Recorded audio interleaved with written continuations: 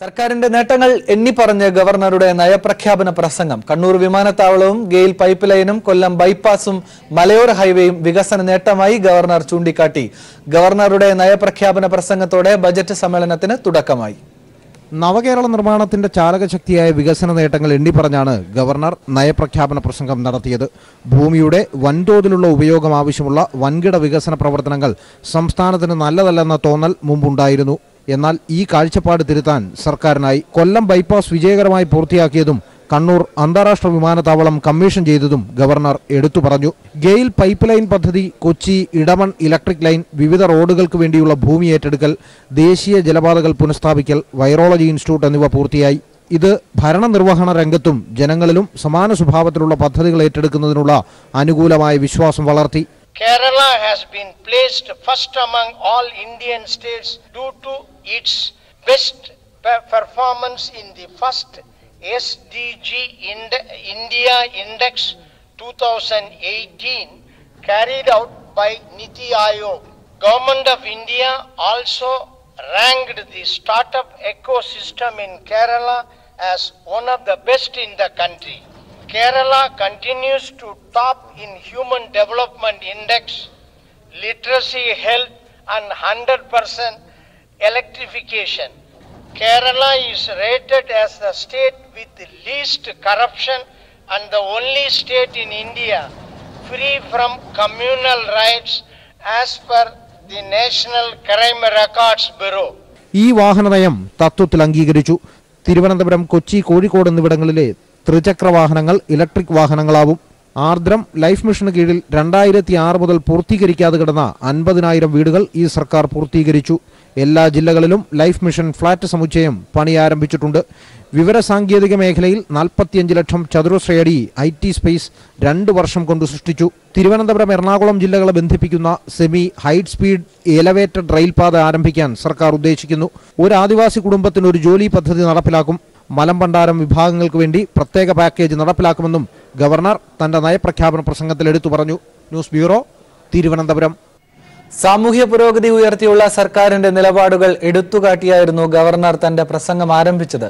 പ്രതീക്ഷയുടെ ദീപനാളമായ സർക്കാരിൽ അഭിമാനിക്കുന്നുവെന്ന് പറഞ്ഞ ഗവർണർ ലിംഗസമത്വത്തിലും സാമൂഹ്യ നീതിക്കുമായി നിലകൊണ്ട സർക്കാർ കേരളത്തിന്റെ അന്തസ് ഉയർത്തിയെന്നും പറഞ്ഞു. നവോത്ഥാന മൂല്യത്തിന്റെ ആവശ്യകതയാണ് ചരിത്രപരമായ സായാഹ്നത്തിൽ സംസ്ഥാനത്ത് ഒത്തുചേർന്ന വനിതാ മതിലെന്നും അദ്ദേഹം ഓർമ്മപ്പെടുത്തി.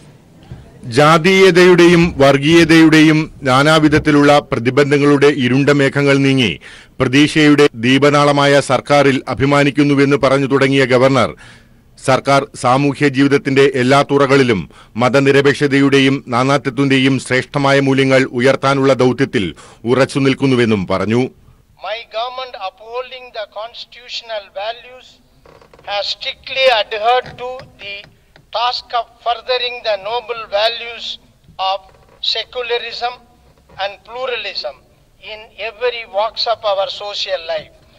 ലിംഗസമത്വത്തിനും സാമൂഹ്യനീതിക്കുമായി നിലകൊണ്ട സർക്കാർ കേരള ജനതയുടെ അന്തസ് ഉയർത്തിപ്പിടിച്ചുവെന്നും ഗവർണർ പറഞ്ഞു. ജാതിമത സമുദായ പരിഗണന കൂടാതെ പ്രളയത്തെ നേരിട്ട സംസ്ഥാനം ലിംഗനീതി ഉറപ്പാക്കിയുള്ള പ്രവർത്തനമാണ് നടത്തുന്നതെന്നും അദ്ദേഹം പറഞ്ഞു. സുപ്രീം കോടതിയുടെ വിധിയുടെ പശ്ചാത്തലത്തിൽ ഭരണഘടന ഉയർത്തിപ്പിടിക്കുക എന്ന കർത്തവ്യമാണ് സർക്കാർ ചെയ്യുന്നതെന്നും ഇതിനെതിരെ ഉണ്ടായ സംഭവങ്ങൾ നവോത്ഥാന മൂല്യങ്ങൾ മുൻപോട്ട് കൊണ്ടുപോകേണ്ടതിന്റെ ആവശ്യകതയാണ് എടുത്തുകാട്ടിയതെന്നും പറഞ്ഞു. ഇതിന്റെ പരിണിത രൂപമാണ് ചരിത്രപരമായ സായാഹ്നത്തിൽ ഒത്തുചേർന്ന വനിതാ മതിലെന്നും ഗവർണർ ഓർമ്മപ്പെടുത്തി. Supreme Court ordered that preventing the entry of women in a particular age group to Sabarimala temple is unconstitutional. My government is duty bound to implement the judgment and uphold our constitution. As the symbol of the united will of Kerala women in their struggle for gender justice, the fact that more than 50 lakh women gathered on the historic evening gives us faith and confidence in protecting and promoting. പ്രളയാനന്തരം കേന്ദ്ര സർക്കാരിന്റെ സംസ്ഥാനത്തോടുള്ള സമീപനവും governor തന്റെ പ്രസംഗത്തിൽ എടുത്തുകാട്ടി. അനാരോഗ്യപരമായ കേന്ദ്ര സമീപനവും സാമ്പത്തിക കാര്യങ്ങളിലെ അസന്തുലിതാവസ്ഥയും കേരളം കൈവരിച്ച പുരോഗതിയെ പ്രതികൂലമായി ബാധിച്ചുവെന്നും ഗവർണർ ചൂണ്ടിക്കാട്ടി. unhealthy center-state relations in general and the fiscal relations in particular have put our state at a great disadvantage in furthering the advances it has already made in several sectors. സംസ്ഥാനം നേരിട്ട വെല്ലുവിളികളെ ജനങ്ങളെ അണിനിർത്തി നേരിട്ട സർക്കാരിനെ അഭിനന്ദിച്ച governor പ്രതിസന്ധികളെ അവസരമാക്കി കണ്ട് സംസ്ഥാനത്തെ ഇതിനും മികച്ചതാക്കാൻ കഴിയട്ടെ എന്ന് പറഞ്ഞാണ് തന്റെ നയപ്രഖ്യാപന പ്രസംഗം അവസാനിപ്പിച്ചത്. Leslie John, Thiruvananthapuram. Ranji trophy semi ഫൈനലിൽ കേരളം പുറത്ത്. ഇന്നിംഗ്സിനും 11 റൺസിനുമാണ് വിദർഭയോട് കേരളം പരാജയപ്പെട്ടത്. ഇപ്പോൾ കൃഷ്ണഗിരിയിൽ നിന്ന് മനു ചേരുന്നുണ്ട് വിശദാംശങ്ങളുമായി. മനു, ഇപ്പോൾ ഒരു നിരാശയുണ്ട്, പക്ഷേ കേരളം ഒരു പ്രതീക്ഷ ചരിത്രത്തിൽ കുറിച്ചിട്ടാണ് മടങ്ങുന്നത് എന്ന് വേണം പറയാൻ. എന്താണ് വിശദാംശങ്ങൾ കളിയുടെ? തീർച്ചയായും ആനന്ദ് സൂചിപ്പിച്ചതുപോലെ തന്നെ ഈ മത്സരഫലം നമുക്ക് നിരാശ തരുന്നു. പക്ഷേ ചരിത്രത്തിൽ വലിയൊരു ഇടം പിടിച്ചിട്ട് തന്നെയാണ് കേരള ടീം ഇന്ന് കൃഷ്ണഗിരിയിൽ നിന്ന് മടങ്ങുന്നത്. കേരളത്തിന്റെ ഒരു സ്വപ്ന കുതിപ്പിനാണ് കൃഷ്ണഗിരിയിൽ ഈ സെമി ഫൈനലിലെ തോൽവിയോടെ അന്ത്യമായിരിക്കുന്നത് എന്ന് തന്നെ നമുക്ക് പറയാൻ കഴിയും. വിദർഭയുടെ ഇന്നിംഗ്സിനും 11 റൺസിനും തോറ്റെങ്കിലും അത് കേരളത്തിന്റെ ഈ രഞ്ജി ട്രോഫിയിലെ ഒരു സ്വപ്ന കുതിപ്പിന് ഒരിക്കലും പ്രാധാന്യം കുറയ്ക്കുന്നില്ല. കാരണം കഴിഞ്ഞ 2 വർഷം മുമ്പ് 27ാം സ്ഥാനത്ത് നിന്ന ഒരു ടീം ഇപ്പോൾ ദേശീയ തലത്തിലെ മികച്ച 4 ടീമുകളിൽ ഒന്നായി മാറിയിരിക്കുന്നു എന്നയിടത്ത് തന്നെയാണ് കേരളത്തിന്റെ ആ ഒരു ചരിത്ര കുതിപ്പിന്റെ നേട്ടം നമ്മൾ അടയാളപ്പെടുത്തേണ്ടത്. കാരണം അത്രമാത്രം മനോഹരമായിരുന്നു കേരളത്തിന്റെ ഓരോ ഘട്ടത്തിലെയും പ്രാഥമിക ഘട്ടത്തിലെയും അത് കഴിഞ്ഞ് നോക്കൌട്ടിലേക്ക് വരുമ്പോഴുമുള്ള കേരളത്തിന്റെ പ്രകടനം. ഇനി ഇന്നത്തെ മത്സരത്തിലേക്ക് വന്നാൽ ഈ മത്സരത്തിൽ ഒരിക്കലും കേരളത്തിന് ആശിക്കാൻ പറ്റിയ അല്ലെങ്കിൽ സന്തോഷകരമായ ഒരു നിമിഷം പോലും അടയാളപ്പെടുത്താൻ നമുക്ക് കഴിഞ്ഞിട്ടില്ല എന്നുള്ളത് തന്നെയാണ് പ്രധാനപ്പെട്ട ഒരു കാര്യം. കാരണം ആദ്യ ഇന്നിംഗ്സിൽ നമ്മൾ വെറും 106 റൺസിന് പുറത്താകുന്ന ഒരു സാഹചര്യം കണ്ടു. മറുപടി ബാറ്റിംഗിൽ വിദർഭ 208 റൺസ് എടുത്ത് 102 റൺസിന്റെ നിർണായകമായ ഒരു ലീഡ്. കാരണം കൃഷ്ണഗിരി പോലെ പേസിനെ വളരെയധികം അനുകൂലിക്കുന്ന ഒരു സ്റ്റേഡിയത്തിൽ 102 റൺസിന്റെ ലീഡ് എന്ന് പറയുന്നത് വളരെ പ്രധാനപ്പെട്ട ഒരു സംഖ്യ തന്നെയാണ്. അതിൽ അവർ വിജയിക്കുകയും ചെയ്തു. ഇന്നലെ 171 റൺ 5 വിക്കറ്റിന് 171 റൺസ് എന്ന നിലയിൽ വിദർഭയുടെ ആദ്യ ദിനം കളി അവസാനിക്കുന്നു. ഇന്ന് പുലർച്ചെ 208 റൺസിന് അവരെ പുറത്താക്കിക്കൊണ്ട് കേരള മത്സരത്തിലേക്ക് വളരെ വേഗത്തിൽ തിരികെ എത്തുന്നത് നമ്മൾ കണ്ടു. എന്നാൽ അതിനുശേഷം മികച്ചൊരു തുടക്കം കേരളത്തിന് രണ്ടാം ഇന്നിംഗ്സിൽ ലഭിച്ചതാണ്. അതായത് ഒരു ഘട്ടത്തിൽ 59 റൺസിന് 1 വിക്കറ്റ് എന്ന നിലയിലായിരുന്നു കേരളം ഉണ്ടായിരുന്നത്. എന്നാൽ പിന്നീട് അവിടെ നിന്ന് അങ്ങോട്ട് കേരളത്തിന് തുടർച്ചയായി വിക്കറ്റുകൾ നഷ്ടപ്പെടുന്ന ഒരു സാഹചര്യമാണ്. അതായത് വെറും 14 റൺസിനിടെ കൂട്ടിച്ചേർക്കുന്നതിനിടയിൽ കേരളത്തിന് നഷ്ടമായത് 6 വിക്കറ്റുകളാണ്. അതിൽ നിന്ന് നമുക്ക് മനസ്സിലാക്കാൻ വേണ്ടി കഴിയും എത്രമാത്രം മാരകമായിരുന്നു വിദർഭയുടെ പേസ് ആക്രമണം എന്നത്. പ്രത്യേകിച്ചും ഉമേഷ് യാദവിന്റെ കാര്യം നമ്മൾ എടുത്തു പറയേണ്ടി തന്നെ ഇരിക്കുന്നു. കാരണം മികച്ച ഒരു ലൈനിൻ ലെങ്തും അതോടൊപ്പം തന്നെ വേഗതയും കണ്ടെത്തിയ താരം 5 വിക്കറ്റുകൾ രണ്ടാം ഇന്നിംഗ്സിൽ വീഴ്ത്തി. ആദ്യ ഇന്നിംഗ്സിൽ 7 വിക്കറ്റുകൾ വീഴ്ത്തി, രണ്ടാം ഇന്നിംഗ്സിൽ 5 വിക്കറ്റുകൾ വീഴ്ത്തി. അങ്ങനെ മൊത്തം കൃഷ്ണഗിരിയിലെ ഈ 2 ദിവസം കൊണ്ട് 12 വിക്കറ്റുകൾ പേരിലാക്കിയാണ് ഉമേഷ് യാദവ് മടങ്ങുന്നത്. ഒപ്പം തന്നെ YR താക്കൂർ എന്ന താരം ഇന്ന് 4 വിക്കറ്റുകളുമായി നിർണായകമായ സംഭാവന വിദർഭയ്ക്ക് നൽകുകയും ചെയ്തു. അരുൺ കാർത്തിക്കിന്റെ 36 റൺസ് പ്രകടനമാണ് കേരളത്തിന്റെ ഇന്നിംഗ്സിൽ ടോപ്പ് സ്കോറർ എന്ന് നമുക്ക് പറയാൻ കഴിയും. പിന്നീട് സിജോമോൻ ജോസഫിന്റെ 17 റൺസും ഒപ്പം തന്നെ വിഷ്ണു വിനോദിന്റെ 15 റൺസും ഈ 3 താരങ്ങളാണ് കേരളത്തിന് വേണ്ടി 2 അക്കം കടന്നത് എന്ന് നമുക്ക് പറയേണ്ടി വരും. ബാക്കിയുള്ള 7 താരങ്ങൾ 2 അക്കം കാണാതെ മടങ്ങുകയായിരുന്നു. അതിൽ തന്നെ ചില മികച്ച പന്തുകൾക്ക് വിക്കറ്റുകൾ വീഴുമ്പോൾ പോലും അനാവശ്യമായ ചില ഷോട്ടുകൾക്ക് ശ്രമിച്ച് കേരള താരങ്ങൾ പുറത്താകുന്നത് നമ്മൾ കണ്ടിരുന്നു. പ്രത്യേകിച്ചും സിജോമോനൊക്കെ ആ രീതിയിൽ പുറത്താകുന്ന ഒരു ദൗർഭാഗ്യം നമുക്ക് കാണാൻ വേണ്ടി കഴിഞ്ഞു. സച്ചിൻ ബേബി റൺഔട്ട് ആകുന്ന ഒരു സാഹചര്യം, അനാവശ്യമായ ഒരു റൺസിന് ശ്രമിച്ച് സച്ചിൻ ഒരു ആവശ്യവുമില്ലാത്ത ഒരു സാഹചര്യത്തിൽ റൺഔട്ട് വളരെ ക്രൂഷ്യലായ ഒരു സമയത്ത് റൺഔട്ട് ആകുന്നത് നമ്മൾ കണ്ടു. അത്തരത്തിൽ ചില അനാവശ്യമായ സന്ദർഭങ്ങൾ ഒഴിവാക്കിയിരുന്നെങ്കിൽ ഒരു പക്ഷേ കുറച്ചുകൂടിയൊക്കെ എന്തെങ്കിലുമൊക്കെ സ്കോർ ബോർഡിലേക്ക് ചേർക്കാൻ നമുക്ക് കഴിയുന്ന ഒരു സാഹചര്യം ഉണ്ടായിരുന്നു. കാരണം ആദ്യത്തെ ഒരു ബൗൺസിൽ അല്ലെങ്കിൽ ആദ്യത്തെ ഒരു പിച്ചിന്റെ ഒരു ഈർപ്പം വലിച്ചതിന് ശേഷം കുറച്ചുകൂടി ബാറ്റ്സ്മാൻമാർക്ക് അനുകൂലമാകുന്നത് ഇന്ന് നമ്മൾ കണ്ടതാണ്. എന്നാൽ ആ ഒരു സാഹചര്യത്തിലേക്ക് പിടിച്ചു നിൽക്കാൻ കേരളത്തിന് ക്ഷമയോടെ നിൽക്കാൻ കഴിഞ്ഞില്ല എന്നിടത്താണ് കേരളം ഒരുപക്ഷെ പരാജയപ്പെട്ടു പോയത്. അതായത് മോശം പന്തുകളെ മാത്രം തെരഞ്ഞെടുത്ത് റൺസ് നേടേണ്ട സാഹചര്യത്തിന് ശ്രമിക്കാതെ അനാവശ്യ എല്ലാ പന്തുകളിലും റൺ നേടാനുള്ള ഒരു വ്യഗ്രതയായിരുന്നു ഇവിടെ പുലർത്തുന്നത് കണ്ടത്. അത് തന്നെ തിരിച്ചടിയായി. എന്നാൽ മനോഹരമായ രീതിയിൽ സ്ട്രോക്ക് ചെയ്യുന്ന കളിക്കാർക്ക് കളിക്കാനുള്ള സാഹചര്യം ഉണ്ടായിരുന്നു. അരുൺ കാർത്തിക്കിന്റെ ബാറ്റിംഗിൽ നമ്മൾ അത് കണ്ടതാണ്. ആദ്യ നിമിഷങ്ങളിൽ അതായത് 59 റൺസ് വരെ ആദ്യത്തെ 10 ഓവർ വരെ ഏകദേശം 5 റൺസ് ശരാശരിയിൽ കേരളത്തിന് റൺ റേറ്റ് നിലനിർത്താൻ കഴിഞ്ഞിരുന്നു. 59 റൺസിന് 1 വിക്കറ്റ് എന്ന നിലയിൽ നിന്നാണ് പിന്നീട് കേരളം വളരെ വേഗത്തിൽ തകർന്ന് 91 റൺസിന് ഓൾ ഔട്ട് ആകുന്ന ഒരു സാഹചര്യം ഉണ്ടായത്. അവിടെയാണ് ഉമേഷ് യാദവ് എന്ന താരത്തിന്റെ വേഗതയും ഒരു ബൗളിംഗ് നമ്മൾ കണ്ടത്. കാരണം 5 വിക്കറ്റുകൾ ഈ രണ്ടാം ഇന്നിംഗ്സിൽ ഉമേഷ് യാദവ് വീഴ്ത്തുന്നു. ആദ്യ ഇന്നിംഗ്സിൽ 7 വിക്കറ്റുകൾ ഞാൻ നേരത്തെ പറഞ്ഞതുപോലെ വീഴ്ത്തിയിരുന്നു. അങ്ങനെ മൊത്തം 12 വിക്കറ്റ് വീഴ്ത്തിക്കൊണ്ട് നിർണായകമായ ഒരു ഘടകമായി അവരുടെ വിജയത്തിൽ മാറുന്നു. ഇത് തുടർച്ചയായ രണ്ടാം തവണയാണ് വിദർഭയ്ക്ക് മുന്നിൽ കേരളത്തിന്റെ നോക്കൌട്ട് പ്രതീക്ഷകൾ അസ്തമിക്കുന്നത്. കാരണം കഴിഞ്ഞ തവണ ക്വാർട്ടറിൽ കേരളം പുറത്തായത് ഇതേ വിദർഭയോട് തോറ്റായിരുന്നു. ഇന്നിപ്പോൾ സെമിയിൽ ഒരു പടി കൂടി കടന്ന് സെമിയിലും കേരളം വിദർഭയോട് തോറ്റ് മടങ്ങുന്ന ഒരു സാഹചര്യമുണ്ട്. എങ്കിലും നമ്മൾ പറഞ്ഞതുപോലെ ഇതൊന്നും ഈ ഒരു രഞ്ജി ട്രോഫിയിൽ ഈ ഒരു സ്വപ്ന കുതിപ്പിന്റെ ഒരു തിളക്കത്തിന് മങ്ങലുണ്ടാക്കുന്നില്ല. കാരണം 27ാം സ്ഥാനത്ത് നിന്ന് ദേശീയ തലത്തിലെ ഏറ്റവും മികച്ച 4 ടീമുകളിലെ ഒന്നായി മാറാൻ കഴിഞ്ഞതിന്റെ ഒരു വലിയ ഒരു ആനുകൂല്യം കേരളത്തിന് നമുക്കിവിടെ കാണാൻ കഴിഞ്ഞു. കൃഷ്ണഗിരിയിൽ 1.5 ദിവസം കൊണ്ട് തന്നെ മത്സരത്തിന് ഫലമുണ്ടാകുന്ന ഒരു അവസ്ഥയാണ് നമുക്കിപ്പോൾ കാണാൻ കഴിഞ്ഞത്. അത് ഒരു പക്ഷേ ടെസ്റ്റ് ക്രിക്കറ്റിന് എത്രമാത്രം അല്ലെങ്കിൽ ടെസ്റ്റ് ക്രിക്കറ്റിൽ എത്രമാത്രം ഇത്തരത്തിലുള്ള പിച്ചുകൾ എത്രമാത്രം നിർണായകമാകും എന്നതിനെക്കുറിച്ചൊക്കെയുള്ള ചർച്ചകൾ വരും ദിവസങ്ങളിൽ നമുക്ക് ഒരുപക്ഷെ കാണാൻ വേണ്ടി കഴിയും. എന്നിരുന്നാൽ പോലും ഒരു സ്പോർട്ടി വിക്കറ്റിൽ വളരെ നല്ല രീതിയിൽ തന്നെ കളി നടന്നു. അപ്രതീക്ഷിതമായ ബൗൺസുകൾ ഇവിടെ സാധാരണമായിരുന്നു. ആദ്യ ഇന്നിംഗ്സിൽ സച്ചിനൊക്കെ ബീറ്റ് ചെയ്ത് വീഴുന്നത് നമ്മൾ അത്തരത്തിൽ കണ്ടതാണ്. എങ്കിലും വിദർഭയുടെ ആ ഒരു പ്രകടനത്തിന് തിളക്കം കുറയുന്നില്ല. ഒരുപക്ഷെ അവരുടെ ഇന്നിംഗ്സിൽ ഏറ്റവും നിർണായകമായത് അവരുടെ നായകൻ ഫയാസ് ഫസലിന്റെ ആ 75 റൺസ് നേട്ടം തന്നെയാണ്. കേരള താരങ്ങളിൽ നിന്ന് ലഭിക്കാതെ പോയതും അത്തരത്തിലൊരു പ്രകടനം തന്നെയാണ്. അപ്പോൾ പിടിച്ചു നിന്ന് കളിച്ചിരുന്നെങ്കിൽ ഒരുപക്ഷെ കുറച്ചുകൂടിയൊക്കെ റിസൾട്ടിൽ വ്യത്യാസം വരുത്താൻ കഴിയുമായിരുന്നു എന്ന വിലയിരുത്തലുകളും നടക്കുന്നു. എങ്കിൽ പോലും ഇന്നിംഗ്സിനും 11 റൺസിനും പരാജയപ്പെട്ടുകൊണ്ട് തന്നെ കേരളം രഞ്ജി ട്രോഫിയിൽ നിന്ന് ഈ സെമിയിൽ പുറത്തായിരിക്കുന്നു. അത്തരത്തിൽ തന്നെ വളരെ നിരാശ ഉള്ള ഒരു കാര്യം തന്നെയാണ്. മറ്റൊന്ന്, കേരളത്തിന്റെ വളരെ പ്രധാനപ്പെട്ട കളിക്കാരനായ V A Jagadeesh first class ക്രിക്കറ്റിൽ നിന്ന് ഈ ഒരു മത്സരത്തോടെ വിരമിക്കുന്നതും നമ്മൾ കണ്ടു. കഴിഞ്ഞ വർഷങ്ങളിലൊക്കെ കേരളത്തിന്റെ പ്രകടനങ്ങളിൽ നിർണായകമായ ഒരു താരമായിരുന്നു. ഒപ്പം PA ബാലചന്ദ്രന്റെ കീഴിൽ 2020 ടൂർണമെന്റുകളിലടക്കം കേരളത്തിന് മേൽക്കൈ ഉണ്ടാക്കി തന്ന ഒരു താരം കൂടിയായിരുന്നു ജഗദീഷിന്റെ വിരമിക്കലിനും ഈ ഒരു മത്സരത്തിൽ നമ്മൾ കണ്ടു. ആനന്ദ്, വ്യക്തമാണ്. കൃഷ്ണഗിരിയിൽ നിന്ന് മനുവാണ് സമഗ്രമായ വിവരങ്ങൾ നൽകിയത്. ഏതായാലും രഞ്ജിയുടെ ചരിത്രത്തിൽ പുതിയ ഇടം നേടി തന്നെയാണ് കേരളം പുറത്തേക്ക് പോകുന്നത്. ഒപ്പം ഫസ്റ്റ് ക്ലാസ് ക്രിക്കറ്റിൽ നിന്ന് കേരളത്തിന്റെ പ്രിയതാരം വി എ ജഗദീഷും വിരമിച്ചിരിക്കുന്നു എന്ന വാർത്തകളാണ് കൃഷ്ണഗിരിയിൽ നിന്ന് മനു നൽകിയത്. ഒരിടവേള. സിനിമാ സംവിധായകൻ പ്രിയനന്ദനന് നേരെ സംഘപരിവാർ അക്രമം. തൃശൂർ വല്ലച്ചിറയിലെ വീടിനടുത്ത് വെച്ച് തലയിൽ ചാണകവെള്ളം ഒഴിക്കുകയും ആക്രമിക്കുകയുമായിരുന്നു. ചെവിക്ക് പരിക്കേറ്റ പ്രിയനന്ദനൻ ചികിത്സ തേടി. രാവിലെ 9 മണിയോടെ വീടിനടുത്ത് കാത്തിരുന്ന അക്രമി പ്രിയനന്ദന്റെ പെന്നിൽ നിന്നും ചാണകവെള്ളം ഒഴിക്കുകയായിരുന്നു. പിന്നാലെ മുഖത്തും തലയിലും മർദ്ദിക്കുകയും ചെയ്തു. ഇതൊരു തുടക്കം മാത്രമാണെന്നും പുറത്തിറങ്ങാൻ അനുവദിക്കില്ലെന്നും അക്രമി പറഞ്ഞതായി പ്രിയനന്ദൻ പറഞ്ഞു. പ്രവർത്തനാണ് വളരെ കാര്യമായിട്ടുണ്ടാക്കുന്ന RSS പ്രവർത്തനമാണ് ചെയ്തിട്ടുള്ളത്. അപ്പോൾ അവരെന്ത് സംഭവിച്ചിട്ടുണ്ടെങ്കിൽ ഞാൻ അപ്രതീക്ഷിതമായിട്ട് സംഭവിക്കുന്നത് ഒരു ഭീഷണി നിലനിൽക്കുന്നുണ്ട്, അല്ലെങ്കിൽ പുറത്തേക്ക് ഇറങ്ങാൻ പാടില്ല, പുറത്തേക്ക് ഇറങ്ങി കഴിഞ്ഞാൽ അത് ചെയ്യുന്നൊക്കെയുള്ള കാര്യങ്ങൾ, അല്ലെങ്കിൽ കൈ കാല് വെട്ടും, നിങ്ങൾ പോലീസ് പ്രൊട്ടക്ഷൻ ഇല്ലാതെ തൃശ്ശൂർക്ക് ഇറങ്ങാൻ പറ്റില്ല എന്നാണ് അവർ ഭീഷണിപ്പെടുത്തി പറഞ്ഞിട്ടുണ്ടായിരുന്നത്. ചെവിക്ക് സാരമായി പരിക്കേറ്റ പ്രിയനന്ദൻ ചേർപ്പ് സാമൂഹ്യ ആരോഗ്യ കേന്ദ്രത്തിൽ ചികിത്സയിലാണ്. നേരത്തെ ശബരിമല സമരവുമായി ബന്ധപ്പെട്ട് ഫേസ്ബുക്കിലിട്ട കുറിപ്പ് വിവാദമായതിനെ തുടർന്ന് അദ്ദേഹം പിൻവലിച്ചിരുന്നു. അയ്യപ്പനെ അധിക്ഷേപിച്ചു എന്നാരോപിച്ച് BJP ജില്ലാ കമ്മിറ്റിയുടെ ആഭിമുഖ്യത്തിൽ പ്രിയനന്ദന്റെ വീട്ടിലേക്ക് മാർച്ച് നടത്തുകയും പരസ്യമായി ഭീഷണി മുഴക്കുകയും ചെയ്തിരുന്നു.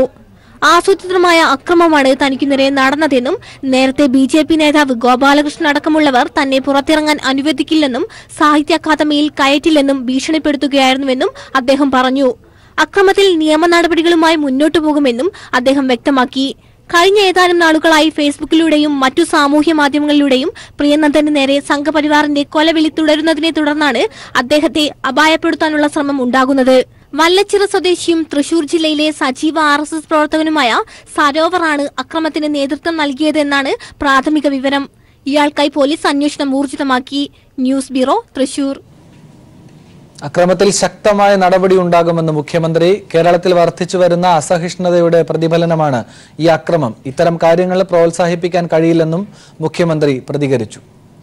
കേരളത്തിൽ എത്രമാത്രം അസഹിഷ്ണുത വളർന്നു വരുന്നു എന്നുള്ളതിൻ്റെ തെളിവാണത്. ഇതെല്ലാം സംഘപരിവാറിൽ നിന്നാണ് ഉണ്ടാകുന്നത്. കേരളത്തിൽ അത്തരത്തിലുള്ള ഒരു സംഭവവും പ്രോത്സാഹിപ്പിക്കപ്പെടില്ല. ശക്തമായ നടപടികൾ അതിനെതിരെ ഉണ്ടാകും. ലോക കേരള സഭ ധൂർത്താണെന്ന പ്രചരണം വസ്തുതകൾ മനസ്സിലാക്കാതെ ഉള്ളതെന്ന് മുഖ്യമന്ത്രി പിണറായി വിജയൻ. ചെലവുകൾ വഹിക്കുന്നത് മലയാളികളായ സംഘാടകർ തന്നെയാണെന്നും അദ്ദേഹം വ്യക്തമാക്കി. പ്രതിപക്ഷ നേതാവ് രമേശ് ചെന്നിത്തല ലോക കേരള സഭയ്ക്ക് എതിരാണെന്ന പ്രചരണം ശരിയല്ലെന്നും വ്യക്തിപരമായ ആവശ്യങ്ങൾ ഉള്ളതുകൊണ്ടാണ് അദ്ദേഹത്തിന് പങ്കെടുക്കാൻ കഴിയാത്തതെന്നും എത്താൻ കഴിഞ്ഞില്ലെങ്കിൽ പകരം ആളെ അയക്കും എന്നാണ് കരുതുന്നതെന്നും മുഖ്യമന്ത്രി പറഞ്ഞു. ഇക്കാര്യത്തിൽ പ്രത്യേകമായി സർക്കാർ പൈസ ചെലവിടുന്നില്ല. ഇതിൻ്റെ സംഘാടനം, അതിൻ്റെ ആതിഥേയത്വം അവിടെയുള്ള മലയാളി കമ്മ്യൂണിറ്റിയാണ് വഹിക്കുന്നത്. പൂർണ്ണ ചെലവ് അവർ തന്നെ വഹിക്കുകയാണ്. അതിൻ്റെ പരിപാടികൾ, ഹാള്, പരിപാടി, മറ്റ് കലാപരിപാടി ഒക്കെ അതിനൊക്കെ ആവശ്യമായിട്ടുള്ള എല്ലാ ചെലവും അവരാണ് വഹിക്കുന്നത്. ആക്ഷേപിക്കാനുള്ളൊരു പ്രവണതയല്ല നമ്മൾ സ്വീകരിക്കേണ്ടത്. എന്താണ് വസ്തുത എന്ന് മനസ്സിലാക്കാൻ ശ്രമിക്കുക. മനസ്സിലാക്കിയിട്ട് എന്തെങ്കിലും ആക്ഷേപിക്കേണ്ട കാര്യങ്ങളുണ്ടെങ്കിൽ ആക്ഷേപിക്കുന്ന നിലപാട് സ്വീകരിക്കുന്നതാണ് നല്ലത്.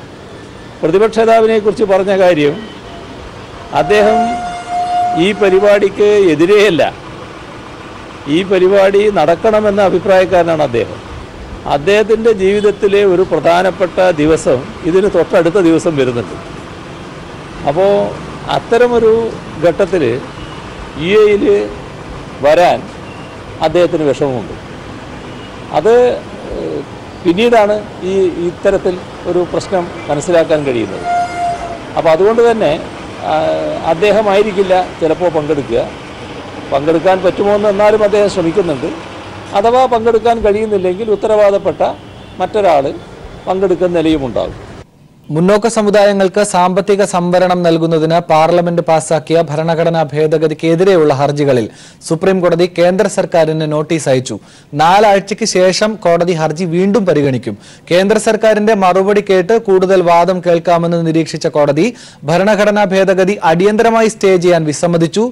യൂത്ത് ഫോർ ഇക്വാലിറ്റിക്ക് പുറമെ ജീവൻ കുമാർ, വിപിൻ കുമാർ, ഭാരതീയ പവൻ എന്നിവർ നൽകിയ ഹർജികളാണ് സുപ്രീം കോടതിയുടെ പരിഗണനയിൽ ഉള്ളത്. Chief justice Ranjan Gogoi, justice Sanjiv Khanna എന്നിവരുടെ ബെഞ്ചാണ് ഹർജി കേട്ടത്. സംവരണത്തിന് സാമ്പത്തിക പിന്നോക്കാവസ്ഥ മാനദണ്ഡമാക്കുന്നത് ഭരണഘടനയുടെ അടിസ്ഥാന തത്വങ്ങൾക്ക് വിരുദ്ധമാണ് എന്ന് ഹർജികൾ പ്രധാനമായി വാദിക്കുന്നുണ്ട്.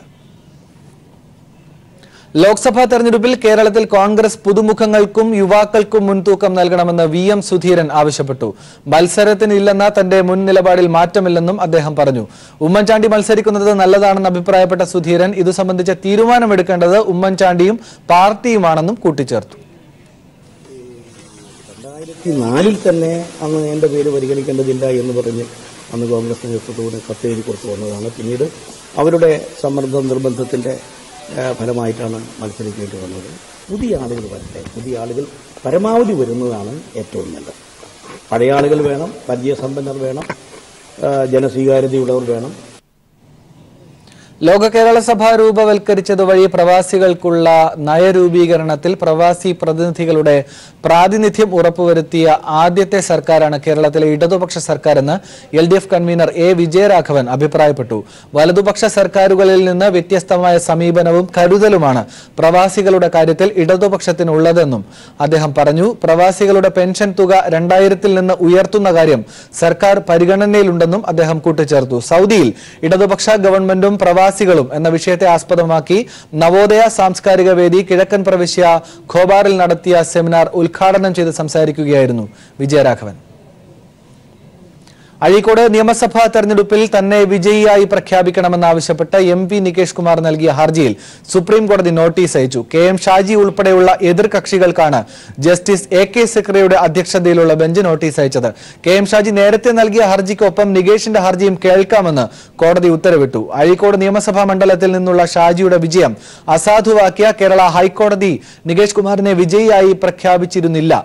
ഹൈക്കോടതി വിധി സ്റ്റേ ചെയ്തെങ്കിലും ഷാജിക്ക് നിയമസഭയിൽ ഉപാധികളോടെ പങ്കെടുക്കാൻ സുപ്രീം കോടതിയും അനുമതി നൽകിയിരുന്നു. ടെലഫോണും ഇമെയിലും ചോർത്താൻ അനുമതി നൽകുന്ന സർക്കാർ ഉത്തരവുകൾ കോടതി നിരീക്ഷിക്കണമെന്നാവശ്യപ്പെട്ടുള്ള ഹർജിയിൽ സുപ്രീം കോടതി കേന്ദ്ര സർക്കാരിന് നോട്ടീസ് അയച്ചു. People's union for civil liberties എന്ന സംഘടനയാണ് സുപ്രീം കോടതിയിൽ ഹർജി ഫയൽ ചെയ്തത്. 2013-ൽ UPA ഭരണകാലത്ത് 7500 ടെലഫോണുകളും 500 ഇമെയിലുകളും ചോർത്തിയിട്ടുണ്ടെന്നാണ് ഹർജിക്കാരുടെ ആരോപണം. വ്യക്തികളുടെ സ്വകാര്യതയിൽ കൈകടത്തുന്നതിനാൽ ജുഡീഷ്യൽ കമ്മിറ്റി നിരീക്ഷിക്കണമെന്നാണ് ഹർജിക്കാരുടെ പ്രധാന ആവശ്യം.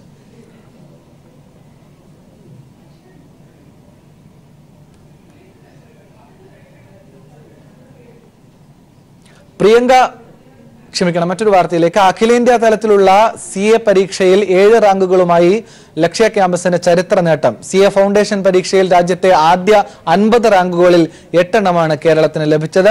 ഇതിൽ 6 റാങ്കുകളും ലക്ഷ്യ ക്യാമ്പസിലെ വിദ്യാർത്ഥികൾക്കാണ് ലഭിച്ചതെന്ന് സ്ഥാപകരിൽ ഒരാളായ അധീഷ് ദാമോദരൻ പറഞ്ഞു. ലക്ഷ്യയിലെ മികച്ച കോച്ചിങ്ങിനുള്ള അംഗീകാരമാണ് ഈ വിജയമെന്നും അദ്ദേഹം പറഞ്ഞു. ഫൈനൽ പരീക്ഷയിൽ 15ാം റാങ്ക് നേടിയ മുഹമ്മദ് ഷബാസിനെ അഭിനന്ദിക്കുകയും ചെയ്തു. നേട്ടത്തിൽ വലിയ സന്തോഷമുണ്ടെന്നും എല്ലാവിധ പിന്തുണയും നൽകിയവർക്ക് മുഹമ്മദ് ഷബാസ് നന്ദിയും അറിയിച്ചു.